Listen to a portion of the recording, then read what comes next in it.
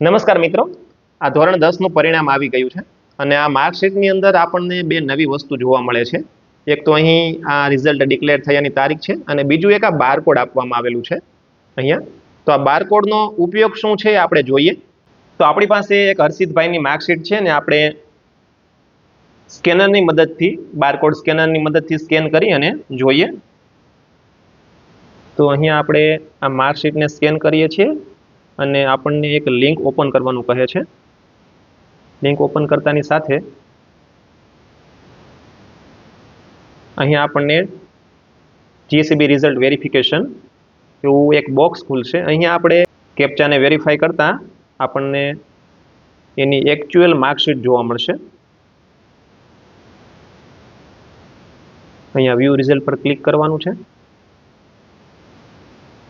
આપણે ઓપન કરશું એટલે આ વિદ્યાર્થીની એક્ચ્યુઅલ માર્કશીટ આપણને અહીંયા મળી રહેશે. આ બારકોડ સ્કેન કરવાથી જ વિદ્યાર્થીનું એક્ચ્યુઅલ રિઝલ્ટ છે એ વેરીફાઈ કરી શકાય છે. તો આ સિવાય તમને કોઈ આ માર્કશીટમાં કોઈ નવી વસ્તુ જણાવી હોય તો મને ચોક્કસથી કોમેન્ટમાં જણાવજો. તો આ સરસ મજાની ધોરણ 10ની માર્કશીટ છે અને એમાં આ બોર્ડ દ્વારા બે સરસ મજાની નવી વિગતો ઉમેરવામાં આવેલી છે. વિડીયો ગમ્યો હોય તો લાઈક કરો, તમારા મિત્રોને શેર કરો અને ફોલો કરવાનું ભૂલતા નહીં.